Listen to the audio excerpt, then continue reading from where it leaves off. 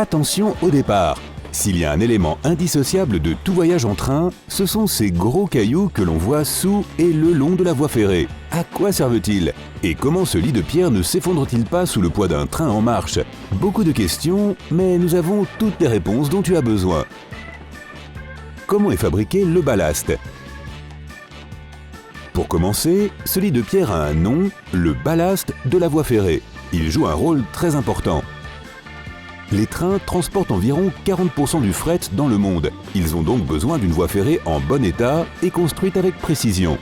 On ne peut pas se contenter de jeter un tas de pierres, d'y poser des rails et de s'arrêter là.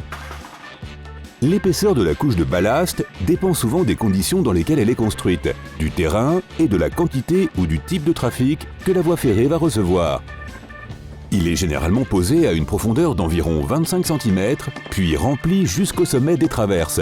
Ce sont ces dalles de bois ou de béton entre les rails qui les maintiennent en place. Si le ballast n'est pas assez profond, la voie risque de s'enfoncer. Oups! Peut-on utiliser n'importe quelle pierre pour le ballast? Non, désolé. Si tu regardes de plus près les pierres, tu remarqueras qu'il n'y en a pas une seule de lisse. Chaque pierre a des bords tranchants et dentelés. Et ce n'est pas une coïncidence. Si on utilisait des cailloux ronds, ils glisseraient les uns sur les autres et le ballast se répandrait.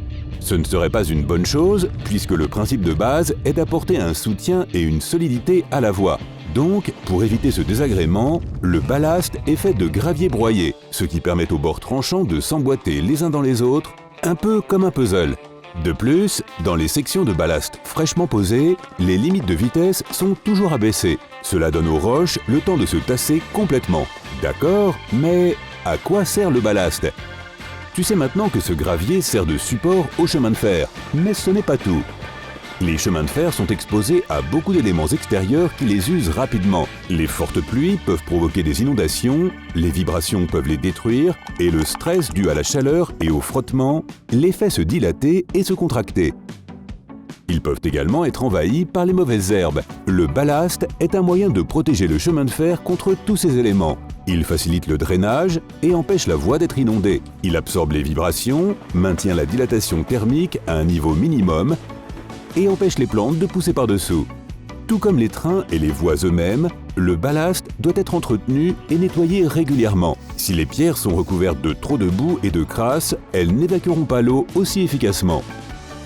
Ok, maintenant que tu en sais plus sur les bases du ballast ferroviaire, découvrons d'autres faits amusants sur les voies ferrées que tu pourras mentionner lors de ton prochain dîner mondain. Pourquoi les voies ferrées ont-elles des espaces?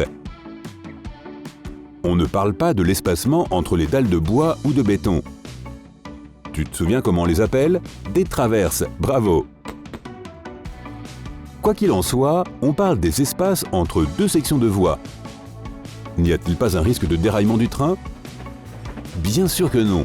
Lors de la pose du chemin de fer, les ingénieurs laissent de petits espaces pour que les voies puissent se dilater. C'est ce que fait l'acier lorsque la température augmente, lors des chaudes journées d'été.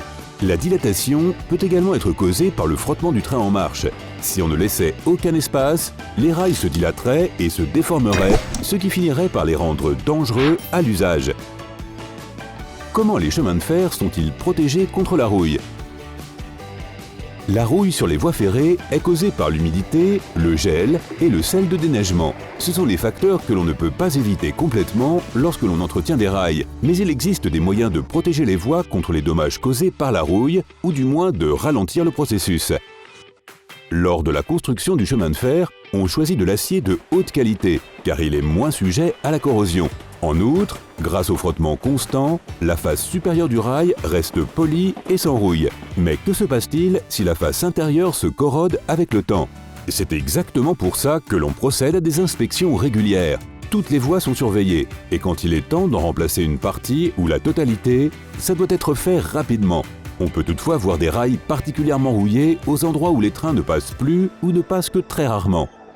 Ainsi, moins un chemin de fer est utilisé, plus il rouille. Il s'avère que le secret pour empêcher la rouille de s'installer sur une voie ferrée est de l'utiliser régulièrement. Est-il dangereux de prendre le train pendant un orage? Il est beaucoup plus sûr de prendre le train que de rester au milieu d'un champ, c'est certain. Mais cela pourrait même être plus sûr que de rester à l'intérieur d'un bâtiment. Surprenant, n'est-ce pas?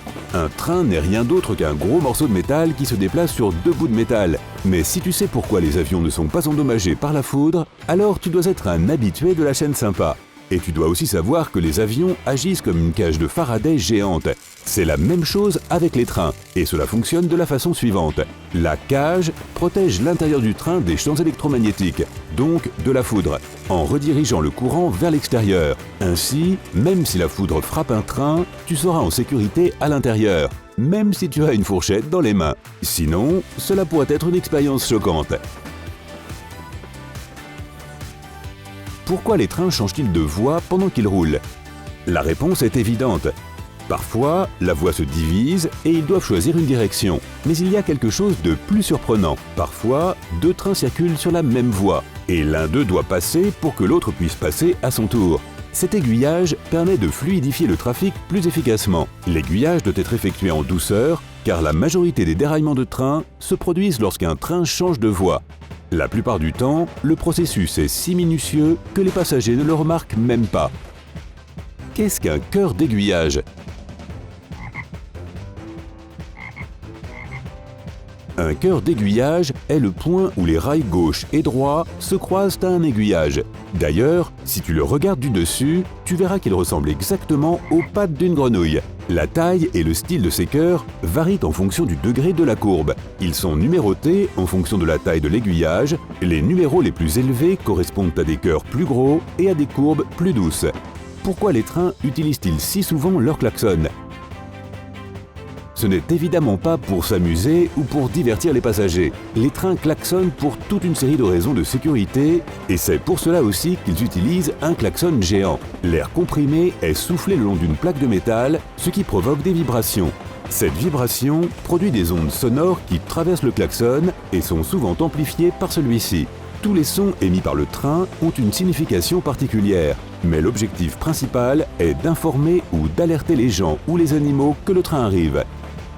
Un long coup de klaxon signifie qu'un train s'approche d'une gare. Il a pour but d'attirer l'attention de tous ceux qui se trouvent sur le quai.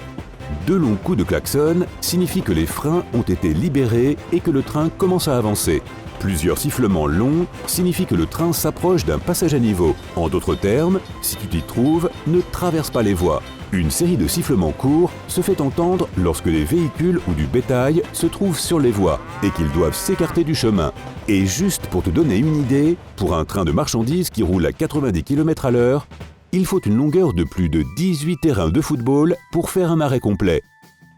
Donc si tu habites près d'un chemin de fer et que tu te fais réveiller par le bruit d'un klaxon, tu te souviendras que c'est une question de sécurité. Si tu as appris quelque chose de nouveau aujourd'hui, mets un like à cette vidéo et partage-la avec tes amis. Et voici d'autres vidéos que tu vas sûrement apprécier. Clique sur celle de gauche ou de droite et reste du côté sympa de la vie.